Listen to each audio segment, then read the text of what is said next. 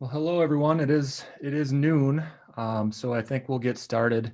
Erica, if you can you put up the sponsor slide again for our webinar series?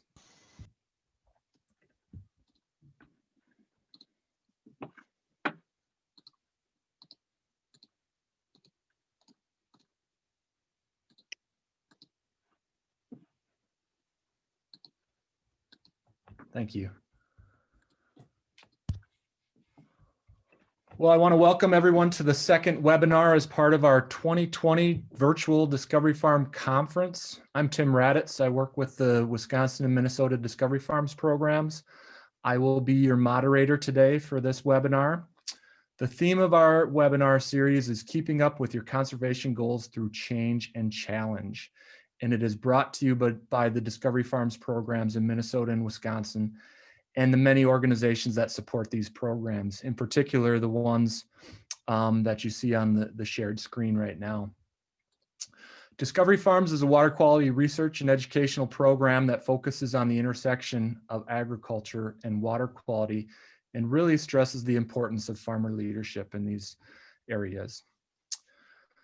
So you might be asking, why webinars? Well, that's pretty obvious in the current situation that we're in. We usually have an annual meeting in Wisconsin. We've been doing that for a number of years. And Minnesota has started hosting an annual meeting last year. So in lieu of those two meetings, we're doing a webinar series. And you might ask, why is it a series and not a whole day? Well, we feel it's really hard to sit in front of your computer screen for more than 1 hour and really learn something. So we're trying to break these up so that people get more out of them and you're not glued to your desk and computer screen for hours on end. As part of this series, there will be one more webinar in December, followed by a Christmas break, and then the series will continue with 4 more webinars in January. If you're a CCA and looking for CEU credits, at the end of this meeting, Erica will put up a code that you can scan in your app to get credits for this meeting. If you don't have the app or don't feel comfortable doing that, just put your CCA number and name in the chat at the end of the meeting, and we will make sure you get credit. So how today will work. If you have not done so already, please mute your mics and cameras, except for speakers, of course. Questions will be taken via the chat box. So be sure to type your questions in the chat box. I will then bring them up to the presenters. We're gonna have questions after each presentation and then at the end as well. This presentation is recorded and will be put on Facebook Live and YouTube, so it is essential that we don't have folks trying to talk over one another. So thank you for that. Please use the chat box. And now we can get into today's webinar. The topic or title of today's webinar is Edge of Field Water Quality Data and How It Can Help Us in a Changing Climate. Extreme weather conditions are becoming more of an expected norm in our weather forecasts. This webinar will focus on Discovery Farms data and farmer testaments as to why we need to focus on the changing climate for the future of farming. This will feature Amber Raditz, who is the co-director of the Wisconsin Discovery Farms, and Brock Olson and Rick Adamski, each farmers in Minnesota and Wisconsin. As part of a follow-up to our first webinar that focused more globally on the issues revolving climate change, this webinar will feature more of a local approach that will discuss farming practices and water quality concerns that are practical for farmers in Minnesota and Wisconsin. I think climate change is a very exciting opportunity for agriculture. Not only do we have the opportunity to protect our farms and fields, but the practices employed to do this will also have an impact on mitigating the overall issue. So with that being said, I'm going to introduce Amber Raditz, who is the co-director of Wisconsin Discovery Farms. She has been working with the Discovery Farms program for almost 15 years. I know her very well. We're not related, but we are married. And so without further ado, here's Amber. Thanks, Tim. It is always interesting to have your significant other introducing you and from the same house, even just different levels of the same house. So I will go ahead and share my screen here.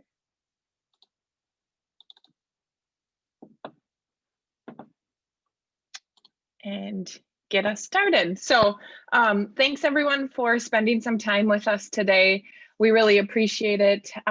If you have been in person to one of our conferences before and are still coming with us for the switch to virtual, welcome. Thank you so much for continuing to be a part of our communicating of results and working towards trying to understand these complex issues. If you're new to Discovery Farms information, also welcome. And we're glad that this virtual format has allowed you to still join us and to be a part of our information. We're going to have questions at the end of the presentation. Usually when we're in person, I love being able to take questions while we're going, but it's kind of difficult to do that in a virtual format. So we're going to take questions at the end of the presentation. So please make sure to put them in the chat box. It would really welcome any and all questions. And hopefully we can learn together on this topic of the edge of field water quality data that we have through Discovery Farms and how that can help us in a changing climate. It is a really interesting day to talk about climate change. I just got this Snapchat from a farmer agronomist friend of mine who is out soil sampling today. I don't think he's listening in, and but it's almost too warm for a sweatshirt, took his gloves off, feels like he's in Kentucky. And so it's an interesting day to talk about what the implications of climate change might be, because to have this kind of weather in December feels pretty good at the moment. And this fall has allowed us to, from an agricultural perspective, get all the crops in and harvested in a really timely fashion. I see a lot of cover crops out on the land surface, and it's just been a terrific fall for field work. But we'll sort of talk about what some of the advantages and disadvantages might be. Okay, that doesn't work. Okay, so for those of you who are newer to Discovery Farms in Wisconsin is a University of Wisconsin-Madison Division of Extension program. In Minnesota, it is led by the Minnesota Agricultural Water Resources Center. And both programs have the same pillars, and there are also programs in a couple of other states as well. But today we're focusing mostly on Wisconsin and Minnesota data and Wisconsin and Minnesota landscapes. But Discovery Farms are farmer-led programs, which means that they have a steering committee, which helps to maintain relevance and be able to know the topics that are really important to farmers. The steering committees have agriculture and environmental representatives and really work to keep the program grounded in real world issues. This is a photo of a couple of local farmers here that I know, and one of them is Joe Brager, who was the first Discovery Farm participant and also is still part of the steering committee. And I thought this was an interesting way to show farmer leadership. These guys are in a farmer-led watershed group together where they're sharing results with each other about practices that they're trying and really working cooperatively to address the water quality and conservation challenges that are out there.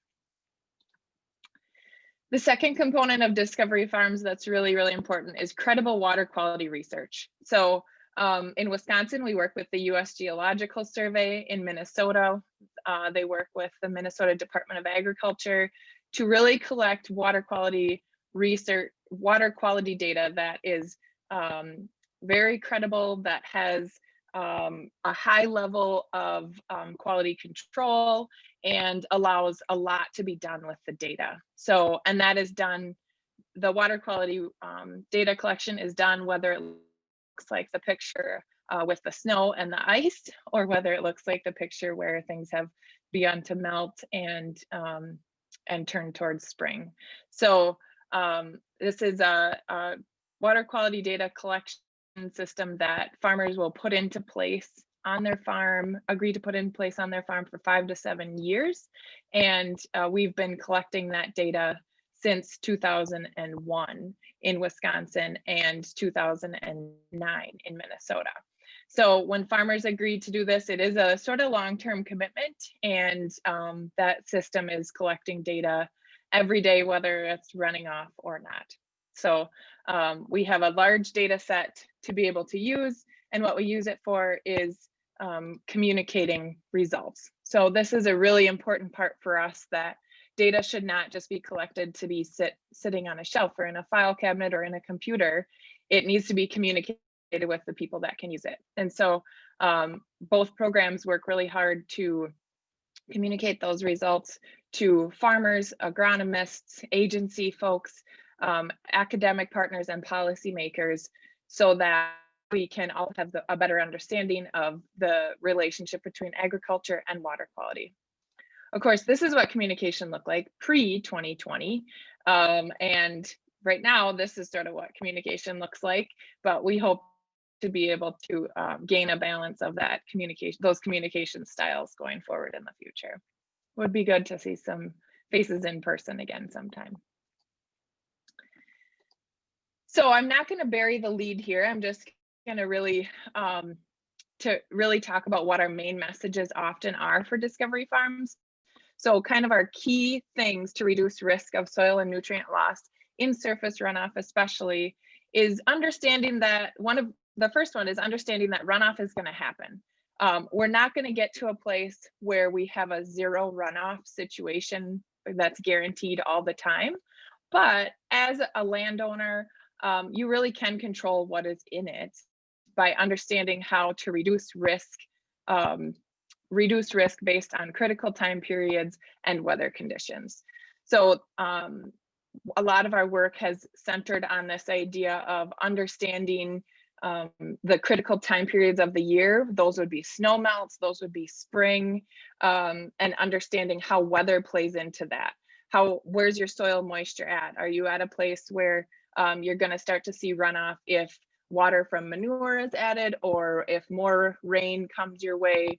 How do those things interact with your farm management decisions? The second one is really that we have found that you really can bring soil loss almost down to zero by using soil protection and keeping the soil intact by reducing disturbance or eliminating disturbance and tillage. And the time when that's really, really important for soil loss especially is sort of this April, May, June, July time period. By the end of June and July in our traditional systems, we're starting to see the plants do a good job of protecting soil, but what you're going to see is that our systems really need soil protection in April and May as well. And how are we going to do that? And then lastly, especially on the topic of phosphorus, dissolved phosphorus does become something to really pay attention to. And so we need to consider our timing and placement and rate of applications, whether they're manure or fertilizer, and really continue to work in this sort of the subtle, nuanced, balanced way of continuously improving. It can be frustrating that in water quality and conservation, if you do one thing, it might not be the perfect fix for all the things. There really is no perfect system and no silver bullet, but as we continue to move on through continuous improvement, we really do see systems that can work very well. So how do these things fit in with a changing climate? I just want to share one example from Lake Erie in 2011.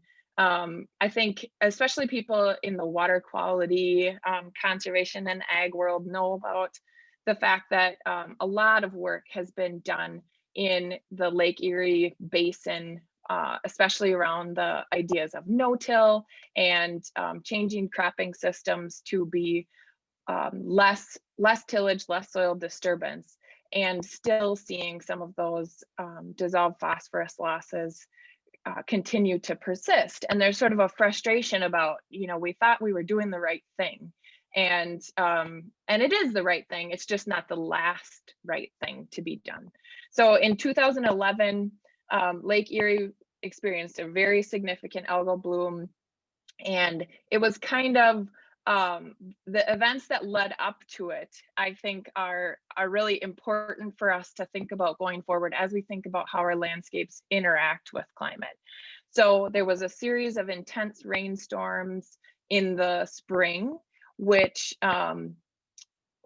led to increased nutrient loss from fields and increased springtime discharge from rivers as water ran off the landscape, which we see here in Wisconsin too. Sometimes it's not huge storms in the spring, but just a series of storms that leave our soil water content up high enough where we see runoff happening pretty quickly. And then we also saw in 2011 in the Lake Erie Basin, saw warmer than average summer temperatures, low winds, and that resulted in a really fast growth of cyanobacteria and this large algae bloom. And so that sort of leaves, as a practitioner or a farmer, that kind of leaves you asking this question about, is this really just a perfect storm? Is this a bad year? Or is this what our systems need to be built to handle? Do we need to make adaptations to our systems so that we sort of have these systems that are ready for a bad year? We sometimes hear about conservation systems being more resilient in a bad year. Well, maybe we should just plan to that end, sort of like assuming every year might be a bad year, and build our systems to handle that.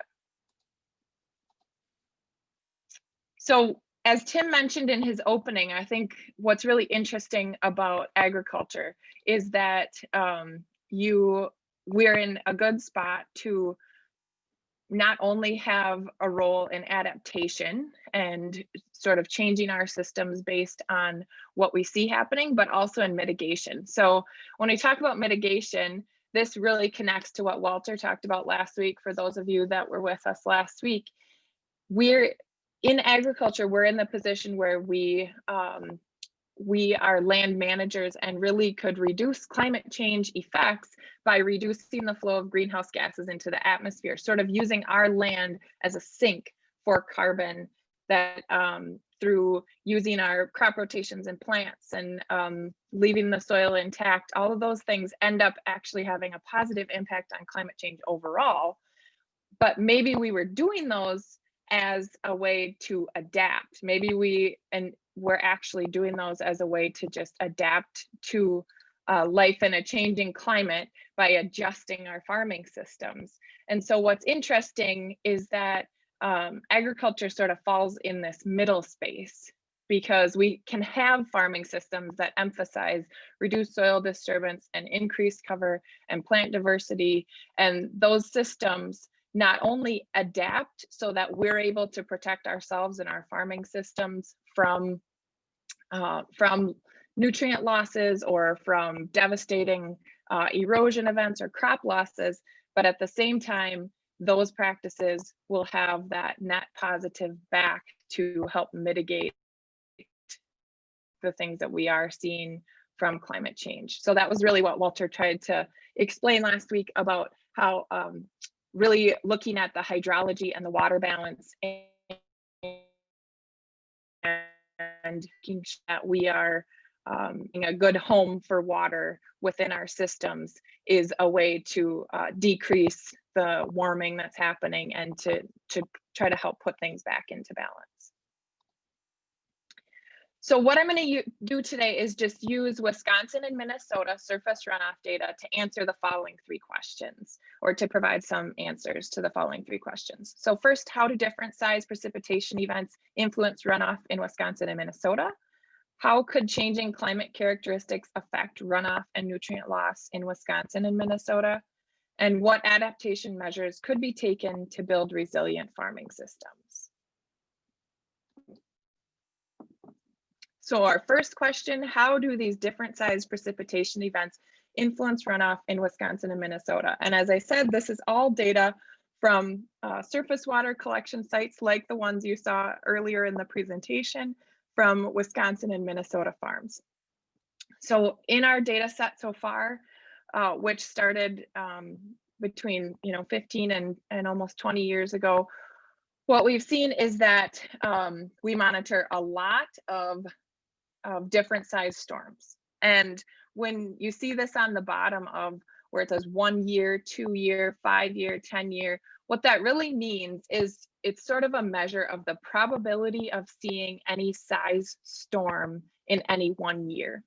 So if you're looking at a 10-year storm, the probability of seeing a storm of that size would be 10% in any 1 year.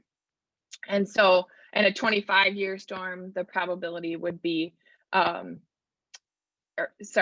a 10-year storm, the probability would be 10%. And so a 25-year, 24-hour storm, so a storm that you might expect once every 25 years, that happens over 24 hours, would be in Wisconsin between like 4.5 and 5 inches during that time period, to give you a bit of a frame of reference.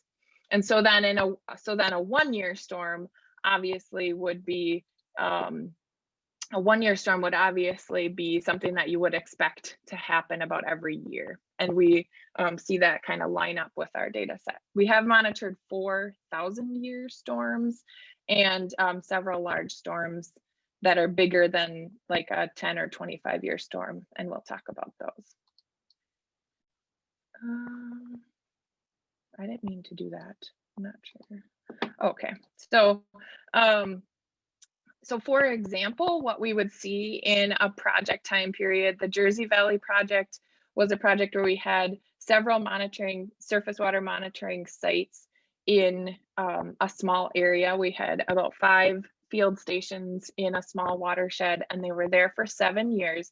And during that time, we measured 6 precipitation events that were 1-year events, 5 2-year events, 5 5-year events, and 2 10-year events. So like I said before, the probability of a 10-year event, in any 1 year, the probability of having an event that would be classified as a 10-year event would be 10%. We had 2 of them during our 7-year project. So, we see a lot about climate change and sort of the prediction that we're going to start to see larger storm events. Well, just based on our very small data set compared to precipitation records that are much, much bigger than ours, we did see 2 events that would have exceeded that 10-year threshold in only a 7-year project. So our data does sort of line up with what the predictions are. And so overall, what does that mean in terms of the size of a rainfall event and whether or not it results in runoff? So on this graph, it's the same graph as before with the number of storm events on the y-axis and the size of the storm on the x-axis. And what this shows you is that the blue is the percentage of time that size rain event generates runoff. So for a 1-year event, about 65% of the time we see runoff from that size of event. And the percentage of time that we see runoff from that size of event does increase as the size of the storm gets larger. So, which makes sense, right? If you have a storm that is double the size or is more precipitation, there's a greater chance that will produce runoff because of the size of the storm and the intensity of it. So how could these changing climate characteristics affect runoff and nutrient loss in Wisconsin and Minnesota? So first, the first important thing that I want to talk about here on this graph is that here we have a graph on the x-axis, we have a few different parameters. So runoff events by different size storms. So like runoff events, so you can see there's a couple different colors there, and those colors are the size of storm or snow melt. So you can see that for the runoff events category, about 44% of our runoff events are caused by snow melt, And then you can see that the amount that are caused by the 25-year plus storms is not very big because we have not monitored a ton of 25-year storms. So it doesn't end up being a big proportion of our overall water budget. But we do see the 1 to 25-year storms accounting for 7% of the runoff. And then the rest of that, those runoff events, the number of events that we monitored happens because of just sort of every year storms or 0-year storms. Then when we move across to the different parameters, runoff depth would show that, again, snowmelt has a really important role to play in the amount of runoff that we see per year. Snowmelt accounts for 56% of the runoff depth that we see per year. And then the other size storms make up the other 40% or so of the runoff depth that we see. Interesting there, the 1 to 25-year and the 0-year storms are getting to be closer to equal in terms of the amount of runoff that we actually see. But soil loss really shows that it is most affected. It is not very affected by snowmelt, which makes sense. If the soil is frozen, we probably don't see it. We do not see a lot of soil loss during that time period. But these larger storms are having a bigger role when it comes to soil loss. And so this, I think, is sort of an example of a good graphic example of why we might want to continue to try to armor our soil if we are going to see increasing large events or intense precipitation events. Soil loss is going to be one of the things that we really need to make sure that we're planning for. And then when we get into phosphorus and nitrogen loss, those are again really driven by snowmelt in our data set. So that really speaks to the fact that that frozen ground time period in Wisconsin and Minnesota is very, very important for nutrient losses. And so we need to keep an eye on that and keep an eye on how things might change if as we're going through different changes in our climate and how that could impact our phosphorus and nitrogen losses there. So here are sort of a couple of scenarios of how things could be impacted. So if we're talking about the fact that snowmelt is a really important time for runoff and nutrient loss in Wisconsin, so we're predicted to have fewer sub-zero temperatures at nights. And what does that mean? Does that mean that we'll have more days like today? Does that mean that we will have what does that mean? Does that mean we'll have more rain events in the winter? Does that mean we will have less frozen soil? It's sort of hard to say, but I'll present you an example in a little bit of what we could see happen and how that might impact losses. The next piece that I sort of mentioned before, but the next piece that really could be impacted in this chart is this soil loss piece. If we're going to have more extreme events, and soil loss is already disproportionately impacted by extreme events, that's something that we really need to focus in on to make sure that our systems are built for those tough weather conditions. And then if we're going to see increased precipitation, this not only this dark blue bar will be affected, and it plays a big role in our nutrient and sediment and runoff losses, but also for nitrogen especially. If we're going to start to see increased precipitation, when is that precipitation going to happen? And does it make it so that our systems need to be built to be ready to adapt and hold on to nitrogen, hold on to phosphorus, and hold on to soil through a variety of weather conditions? So here's sort of two scenarios for you to think about. This is actual data from Discovery Farms. These are this is actually the winter of 2004, 2005, and the winter of 2005, 2006 on one farm. So this is the same site. And what you can see is that in the winter of 2004, 2005, there was almost 2 inches of precipitation, and pretty similar for winter of 2005, 2006. I was going to see if I could. I was going to see if I could use okay, maybe you can see my mouse now. But so in the winter of 2004, 2005, there was 5.2 basically inches of precipitation. And in the winter of 2005, 2006, basically the same amount of precipitation. What's really different is the amount of runoff. And so in 2004, 2005, we saw over 4 inches of runoff during that year. And then we saw about 1/2 inch of runoff during that time period for the second year. And so this is the graph of runoff here in the middle of the screen, where we can see runoff goes from 0 to 1 inch on the scale on the y-axis, and then the dates go across the bottom of each side. So the bottom graph is probably the most important to look at, which is soil temperature. And what we can see for that first winter, the winter of 2004, 2005, it was quite a variation in soil temperature throughout that winter. So it started off really warm and then got very cold, and just did a lot of bouncing around throughout the entire winter.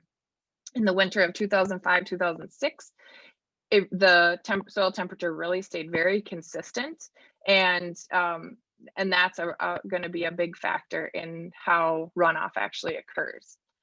So as we went back and looked through the data, what we found was that the winter of 2004, 2005 had several rain on snow events, which ended up creating kind of a crust of ice on the soil surface.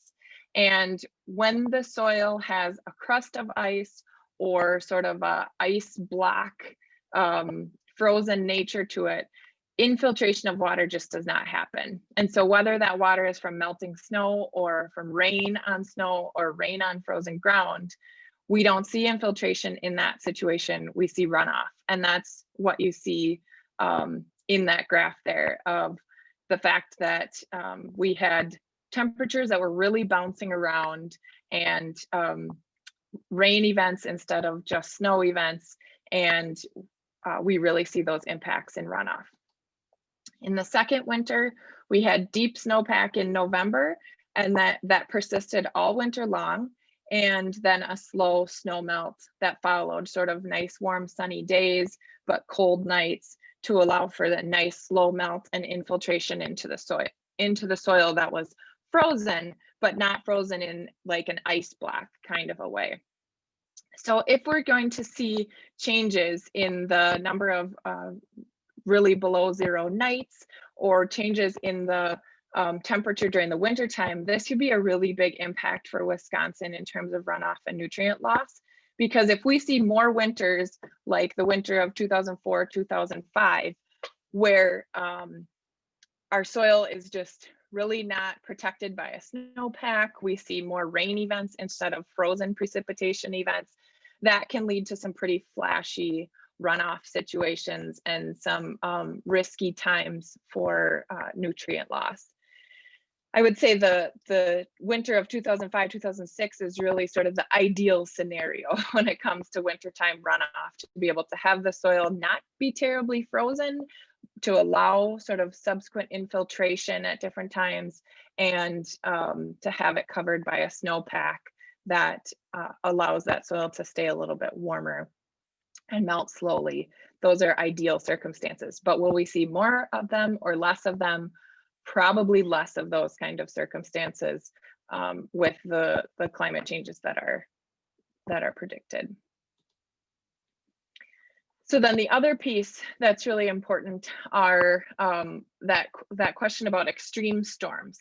So right now, most of extreme storms seem to happen in July and August. And so when I say extreme, I'm talking about those that are like, you can see on this graph, we have 0-year storms here in this first category. We have 1 to 25-year storms in the second category, and then 25 and over year storms in the third category.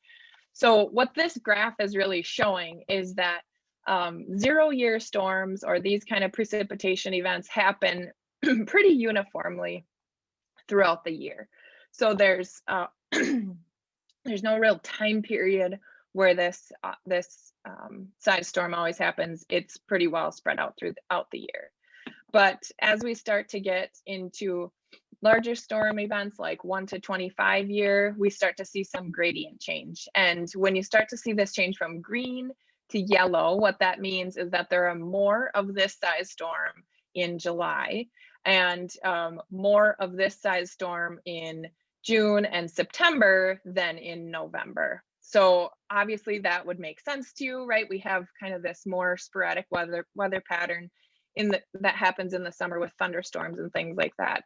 And we really see that expressed very well when we're talking about large storms that usually happen in July, according to our data set, and August. And we have not yet recorded one in June. We have seen some happen as early as April or as late as September. But so those extreme storms right now are mostly happening in this July and August window. And what happens if they begin to occur earlier in the season? In July and August, we have soils that are usually quite protected by a crop canopy that is dense, and also plants that are really hungry for water. And so they'll be quickly taking up any water that comes in the form of precipitation. But what if that happens earlier in the season? What if that happens in May or in April or even March? If the soil is already saturated or there's not cover on the soil and no plants to be taking that water up, what happens to the impacts of those large storms? So we have two storms from our data set that we can kind of compare in that way. Two 1,000-year storms. One of them happened in May. It was 5.1 inches of rain and over an inch of runoff from that storm. And then one happened in August where it was 4.5 inches of rain and resulted in no runoff at all. So that's a pretty good illustration of if those storms begin to happen earlier in the season, that's something we definitely need to plan our systems for to be able to not have negative impacts from that. So what adaptation measures build resilient farming systems? I was telling Rick earlier, I'm really glad that I don't have to spend a lot of time talking about what adaptation measures we need to put in place, because the farmers are doing that and they're doing an awesome job and we'll explain it to you. But I'll just bring up a couple of things that I think are important to consider. So first, I really think that increasing cover during winter and spring seasons is an adaptation for increasing precipitation events. So having cover out in the field that is already established now that will carry you through the winter and be there in the spring is very important as we consider a climate that changes to increasing precipitation, to different changes over the winter months. And really the way that I see that working is that we need to make sure there's enough biomass going into the winter to provide really good spring cover for our soils, or at least one species lives through the winter and provides some serious cover. So sometimes I get asked about the right kind of cover crops, and I think there's a lot of things that can work. But I do think that establishing something in the fall that gets some cover but not a ton of cover and then dies over the winter does not give us the protection in the spring that we really need. And then also really looking to make rotation or practice changes that allow earlier establishment of cover. This fall, we've had a glorious long fall that allowed for great growth of the cover crops that were established, but we need to be able to plan to get cover crops in earlier than October 1st to really get the kind of cover we need going into winter and ultimately spring. The next one is really to decrease soil disturbance and have an armor coating on that soil to adapt to extreme precipitation events. Even in this soil, which is on a very extremely steep ground, making sure to have cover like this, where you can hardly see those tiny little corn plants poking through all that residue do. The only place that you really see any disturbed soil is right by that where that seed was placed. And a field like this can survive a more extreme precipitation event because of the cover that's there, compared to something that doesn't have the cover or has more disturbance of the soil and is not able to absorb those extreme events. And then the last two pieces, which I know farmers are doing an awesome job figuring out, are really a diverse crop rotation. And I also added in a solid manure management system because at least in Wisconsin, as we're considering our manure management systems, we need more flexibility in terms of when we can apply those nutrients. And so we need to think about some different crop rotations that allow different manure application windows. These are photos from a presentation Dan Olson did at our conference last year, talking about incorporating triticale and cocktail mixes into our rotations to allow for different windows for manure application and more cover for more of the season. And the other thing that is a lot of talk is going into in Wisconsin that I think is really important is our manure management systems. Are there ways that we can do more composting or help transform our manure in a way that not only helps you at the farm gate, but also is a better adaptation to the different climate challenges that we will face. So in conclusion, I really think agriculture is in a great position to have a positive impact on climate change and challenges.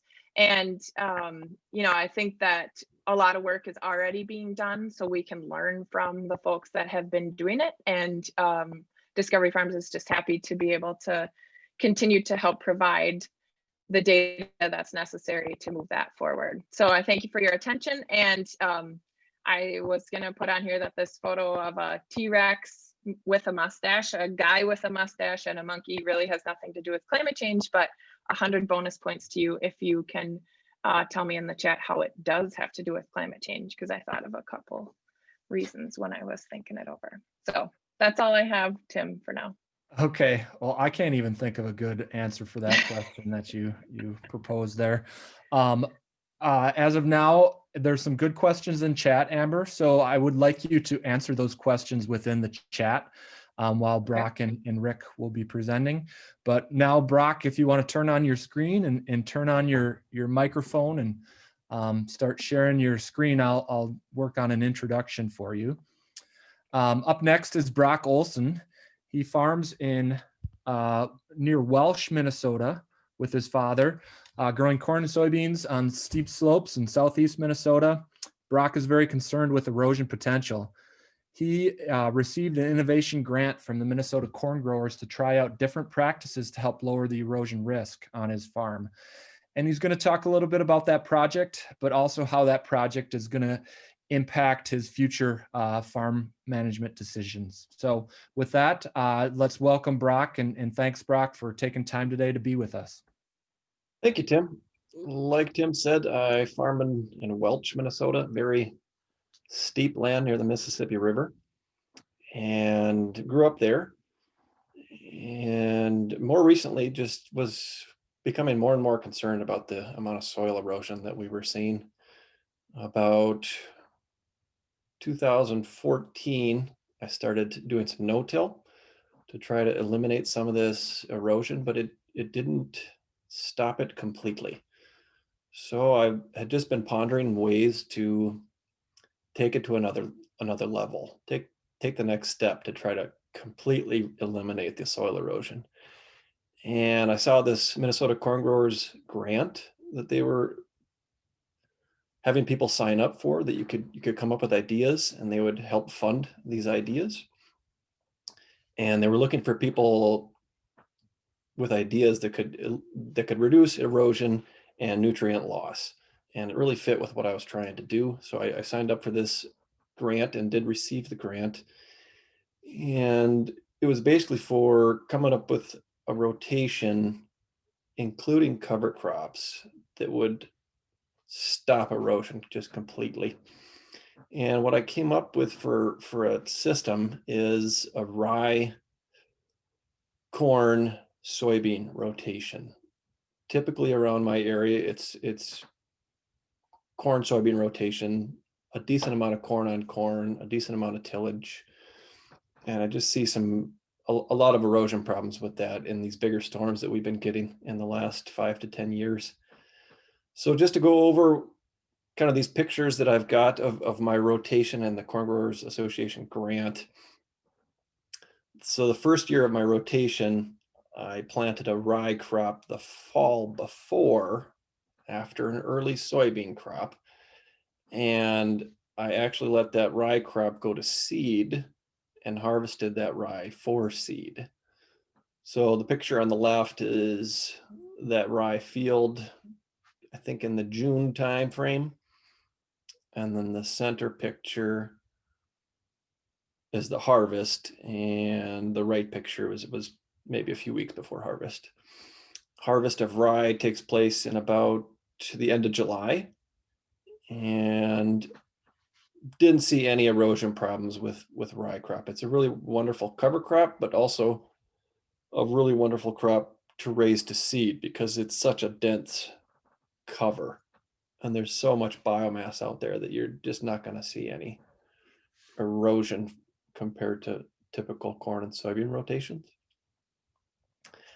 And then following that harvest of the rye seed, which happened, like I said, I think it was about the last day of July, I planted a mix cover crop, and that cover crop consisted of sorghum sudan grass, oats, winter peas, and radish. The picture on the left is the no-till planter used to plant that cover crop. And I planted this just a couple of days after harvesting, so it would have been early August, and we had adequate soil moisture. We typically have adequate soil moisture to establish a cover crop that time of year. And the other two pictures on the screen are in late October. I think it was right after we got a hard freeze, and you can see some of the plant material had frozen, but the radishes and winter peas and oats look like they're still live there. And in that picture, I think the oats, they're probably 2.5 feet tall. The sudan grass was taller than that, but then died back a little earlier than the oats from that frost. So you can see there's a crazy amount of biomass from an August, September, and October cover crop growth. So the following year, or the second year in that rotation, the field went from all that biomass to the picture on the left. And it is just incredible how much that biomass disappeared over the winter. I was really concerned before that spring that I wasn't going to be able to no-till plant into all that residue. But as you can see in the picture, this is typical planting time. I'm near the end of April where we are, and I didn't have any problem no-till planting corn into that residue. There wasn't a moisture problem. It didn't trap a lot of moisture. The field dried out just fine in the spring. The pictures on the right, you can see I've tried a couple of different closing wheel options to come up with the best system to get that seed trench closed properly. And I seem to like the one spike wheel. So then I would have a traditional corn crop that second year in the rotation. I didn't see any erosion on this land again because there's a lot of residue there. Yes, it's not green and taking up moisture, but there's a lot of armor on that soil to slow the rain down. And harvest of that corn in October, I no-till planted a cover crop of just winter rye. And that winter rye grew slightly that fall. And then the next spring, so which would be the third year in the rotation, picture on the left, we had a really good fall and early spring. So this cover crop established really well. You would think this is late May, where we are, but that was actually first or second week of May. It was actually it was the 8th of May. And again, the third year in the rotation is that soybean crop, and I'm no-tilling soybeans into that green cover crop of rye. And then that middle picture would be, maybe it was about a month after planting. I sprayed to kill that rye probably a couple weeks after planting. And again, there is just no erosion concern. The rye at planting was well established, didn't have any problems there. Even when soybeans are not nearly large enough to capture much rainfall, you can see that residue from the rye is plenty thick, which should really help with any erosion problems. And then maybe it was a month later than that, so this would have been late June time frame. That picture on the right shows again my soybeans through that rye cover crop, and this was no-tilled continuously, so you can even see corn stalks there from 2 years prior. And just a visual picture of a storm that we had that actually happened on this particular field. So as I said, I planted these soybeans on May 8th, and we got a 8-inch rainfall immediately following planting. So it was that night and the next day, and we got 8 inches in a 24-hour time period. And 8 inches on the steep land that we farm really did a number on local fields. So this is just across the fence. The picture on the right is that same field that I no-till planted the soybeans into that rye. Again, it's a little while after planting because the rye is dead after I'd sprayed it. But the picture on the left is a field across the fence line that had traditional vertical tillage, no cover crop, and the erosion was so deep down every row that it washed out the entire seed. The amount of soil loss on fields was just enormous. And the field on the right, that no-tilled cover crop soybean field, didn't have any erosion. So it did just a tremendous job of hanging on to that topsoil. As part of the grant, I did do some soil testing and water infiltration tests. That's something I'm going to have to continue doing because I didn't see immediate results on organic matter or water infiltration tests. So that's something I'm going to continue doing. I think that's about all I have. Tim, you want to follow up? Yeah, for sure. Thank you so much, Brock. Wonderful presentation and pictures. I don't see any questions specifically to you in the chat, but if you hang on and people put questions in during Rick's presentation, we can answer them after Rick talks. Sure. So thank you so much. And Rick, if you want to unmute yourself and turn your camera on, I will introduce you. So our next speaker is Rick Adamski. Rick and his family own and operate Full Circle Farm in Shawano County near Seymour, Wisconsin, in the northeast part of the state. The farm converted to grass-fed beef and custom raising heifers in 2014. Rick has been an activist for agriculture since he took over operating the farm from his parents in 1984. So with that, let's welcome Rick. Thank you, Tim. Am I on? You're on. You look Okay. good. All right. Well, appreciate being able to be a part of this today. I'm appreciate to be able to be a part of the Discovery Farm Steering Committee. I've served on there for the last few years representing the Wisconsin Farmers Union.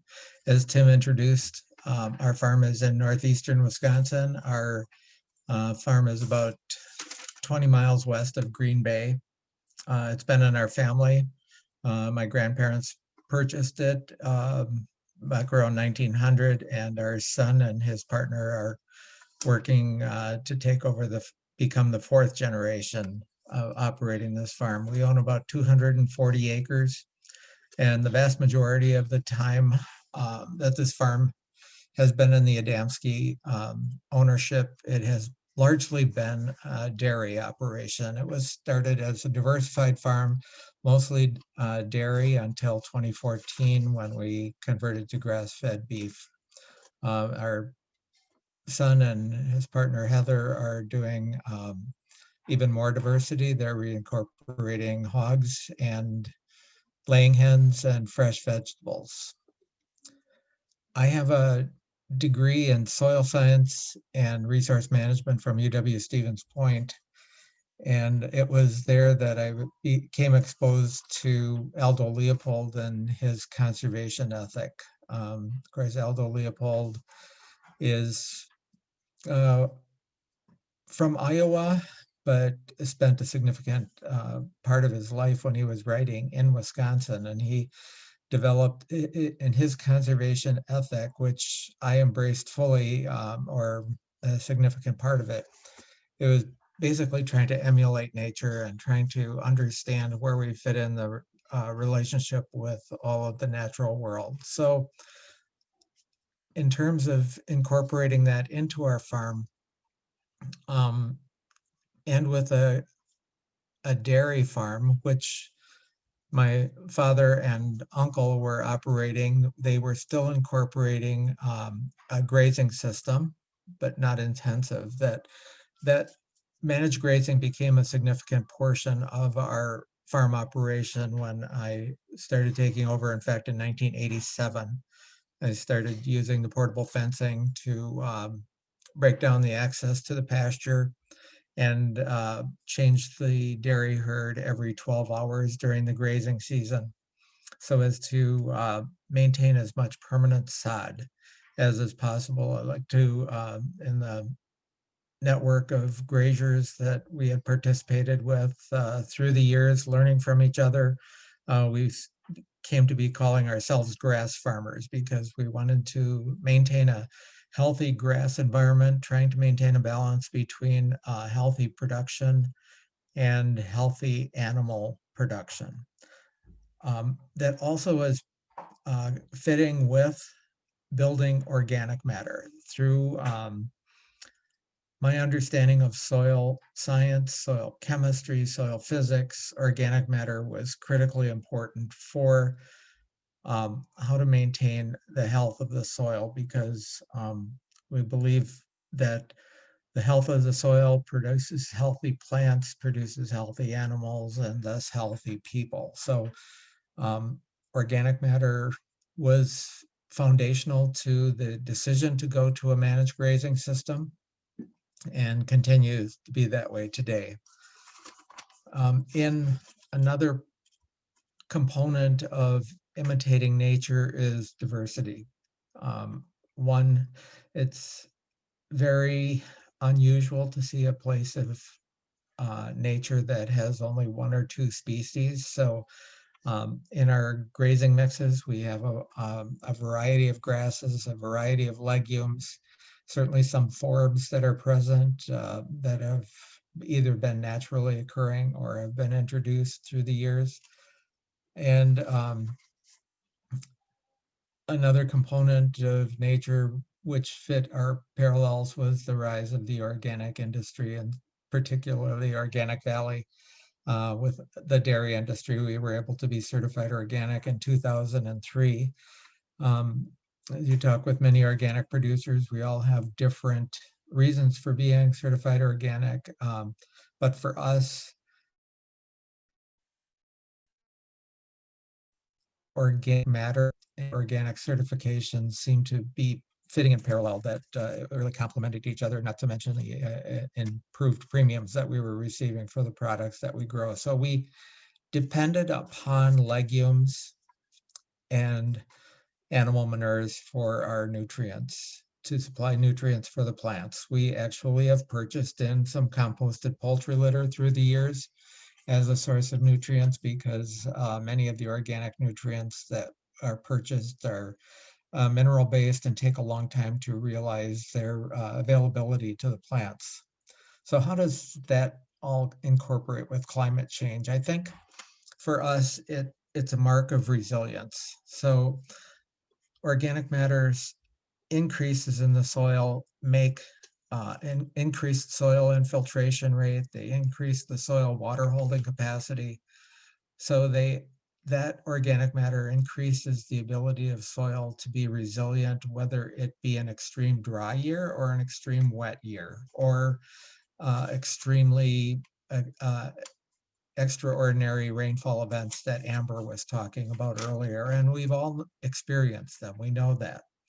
So we just are trying to create a soil as much like a sponge as is practically possible.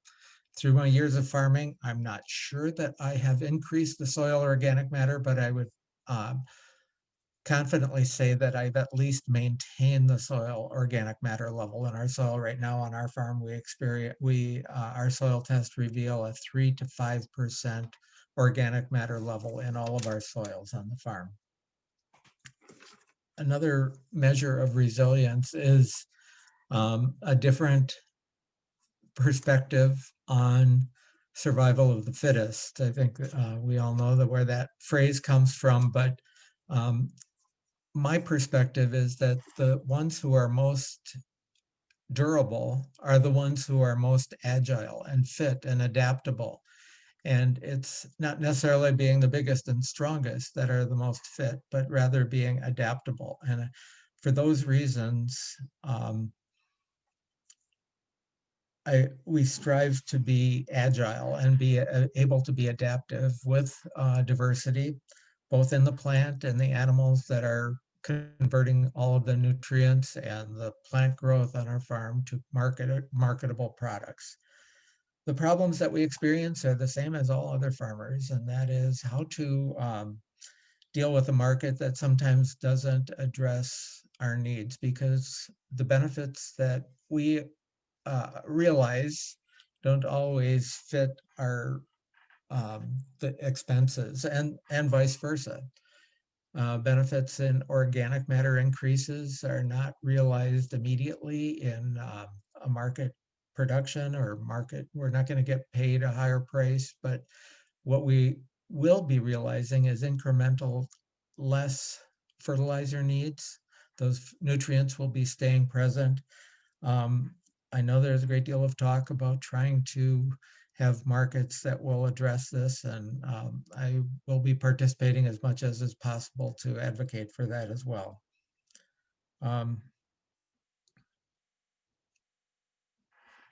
So if I didn't say organic matter enough, I'm not one who believes that everything that I'm doing works for everyone else. I know it doesn't, but for us, that's been our practice and our principles that we've operated on. We believe strongly that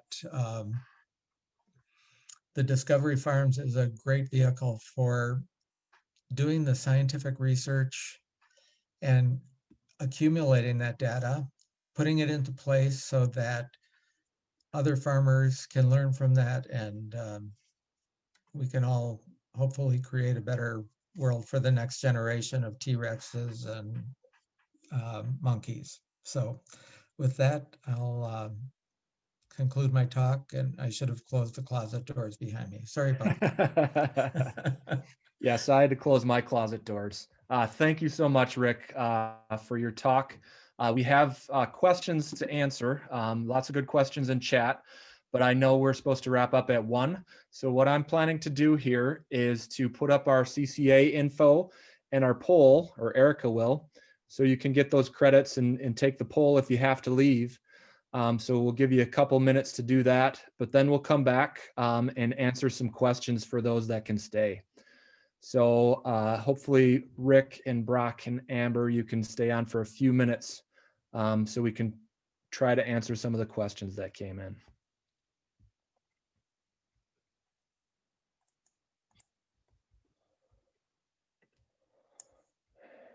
And so while we're doing this, I also wanted to do my concluding remarks to give people instant or idea of where we're heading next. Specifically want to thank our speakers, Amber, Brock, and Rick. Specifically Brock and Rick, very, very much appreciative of farmers like yourselves taking the time out and sharing what you're doing with us. It's really helpful as we're trying to learn and move on into the future. You can find this recording on Facebook and on the YouTube channels, or just email one of us. We can get it to you if you're interested in viewing this recording after the fact. Our next webinar is on December 16th, so a week from today, same time, same place. Part 3 of our climate change focus series, talking about soil health practices and how they can help adapt to climate change. And we're going to feature the Minnesota State conservationist Troy Daniel and Christine Morgan, who works with the Soil Health Institute. So please come back for that. Now I will get into some questions. Let's see here. What's the one I wanted to start with? There was one. There are a couple from Facebook that I wasn't able to answer in the chat because they won't see the answers. Right. And the one I wanted to talk about was, and I was going to ask Brock this specifically because he marketed his rye. The question was, I can't find it right now, but it was somewhere along the lines of if more farmers are growing rye and other small grains as a commodity and selling those, how is that going to impact markets, and are there things we can do to strengthen those markets to make these practices profitable? I really see it a pretty simple solution. If more people plant cover crops, we need more cover crop seed. If more people plant cover crops for seed, there'll be more seed for more cover crops, right? Yes. So what I did in the seed that I produced, I did do a little research on distilleries that would use rye. I did check into some places that use it for bread production, but ultimately I thought it was, in my opinion, best to sell it to local farmers to plant as cover crop. So I did a little bit of Facebook and various other online marketing and word of mouth, and sold it solely to local farmers. Perfect. And Amber, I know you responded to that in chat, but do you just want to go over what you responded in chat to about that question? I basically said the same thing as Brock, and I just added that I know that there is some work by like Practical Farmers of Iowa and some others that are trying to kind of facilitate small grains on the landscape and working with buyers and sellers to try to make it so that there's a profitable price for them. Perfect. Another question, and I'll open up this to the group. What covers provide best manure management, and have you seen interseeding provide manure management after corn is off? I think it's a question about manure management into covers, living covers. So I will direct that to Amber and Rick, because I know Brock doesn't have much manure in his system. So if any one of you two want to touch on that, that would be great. I would only say that I've experienced it from watching attending a field demonstration a couple of years ago in the Green Bay area, where it was really interesting. The diverse mix is really what they were emphasizing. All of the above that was talked about, grasses, as well as some legumes, as well as some even sunflowers and brown included in the mix, and incorporating it along with a manure application, because the manure application did so much more to reinvigorate or really strengthen the growth of that cover crop. So that was really good. On our farm, we do a very small amount of cover crops. I didn't mention, but I would say 20% of our farm is in an annual crop every year to grow some uh, extra forages and also to create a rotation of some fields that might need renewal. But we do compost our manure. Our animal bedded pack is composted and then applied later in the year after it's been turned a few times. Great. Yep, and I'll just say that in terms of the covers that provide best manure management, you know, I mean, not to like hit the rye drum all the time, but like I've seen a lot of success for farmers where rye is established immediately after corn silage comes off, or even interseeded into corn silage, and then manure is either spread on the top or using like a low disturbance manure incorporation. I mean, I see that working very well for farmers. It gives it a little boost, gives the rye a little boost of nutrients and water to kind of give it a shot in the arm. What I see, and so I think rye is a good one for that. It's very resilient. It doesn't have the big leaves like some of the brassicas and things like that, so it doesn't get ripped up quite as much as some of the other ones. But I'm sure there's some that I'm missing that some other folks would have good insight on. I know that in the northeast part of the state, the demonstration farms with NRCS are doing a lot of work on trying to help incorporate covers and manure management together. And that interseeding piece, really the greatest benefit that interseeding provides to manure management is just the fact that that cover crop is already up and established and really well off by the time you put manure on it at the end of the season. And so it's ready to accept nutrients. It's ready to, it's resilient enough to withstand a little bit of abuse. So that interseeding just helps get things going and makes it ready to receive manure at the end of the season. Great. Question for you, Amber. What's the degree of biomass, like how thick do you need to protect against winter runoff and spring rains? Gosh, that's a great question.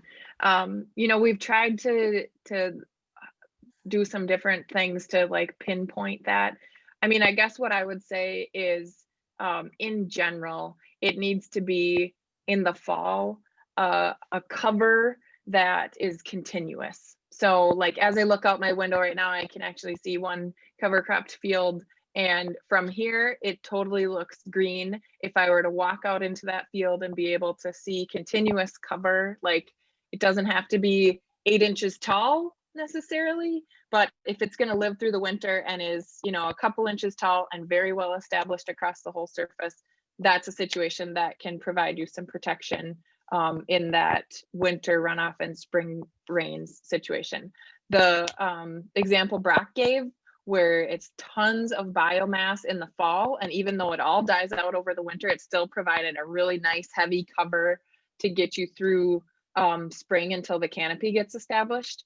Obviously that can work too. That's a huge amount of biomass on the surface in the fall, but it takes that much for it to be able to make it through to spring, because it really does a lot of decomposing over the winter and early spring.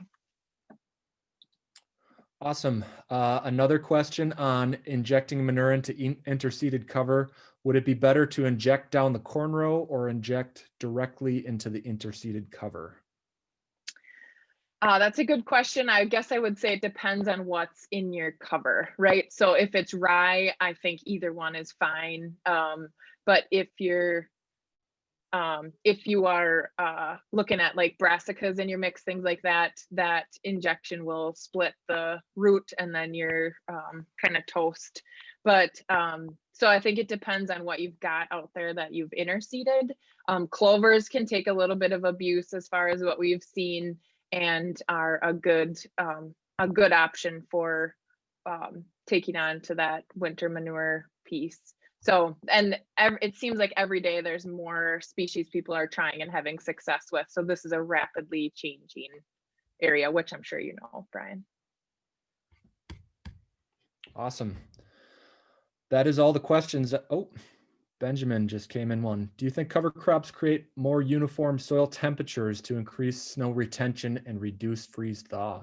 It's a good question. This is a great question, Benjamin. And I tried to do some work to see if there were any studies that showed different soil temperatures under cover or not.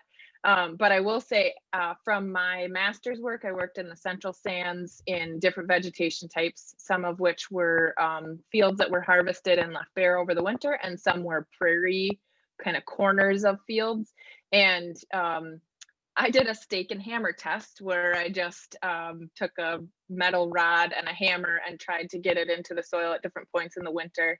And certainly those spots that had the prairie grasses that were dormant and no longer green on the surface, but I could always get the stake in those sections and could not get it in the bare field. And so I do think that cover crops, and we're hearing a lot more now about how roots stay active even when the soil is frozen, and the different dynamic biological systems that happen can create these little microbiomes that keep soil a little bit warmer.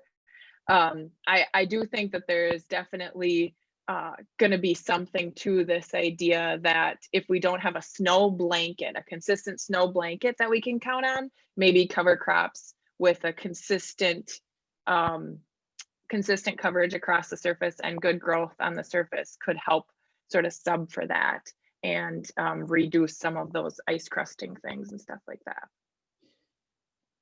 Great question. I see no more questions as of now. Thank you everybody for staying on past our time. Amber, there was one, you still haven't answered the question that you proposed at the end of your presentation. So I'm waiting to hear what the answer to that one is. Yeah, so how I sort of felt like it was like a joke, like a dinosaur, a guy with a mustache and a monkey walk into a bar and what happens. But also I thought it was sort of interesting that maybe we can use this opportunity to create a climate where T-Rexes and monkeys and guys with mustaches can coexist at least somewhat peacefully. bring back the T-Rex. Here we go. Yeah. I would say stick to your day job instead of commenting. That's just me. Well, thank you everyone for joining us today. It was a great group, great questions. Thank you, Brock. Thank you, Rick, for taking time to present with us today. I hope to see many of you next week. Take care.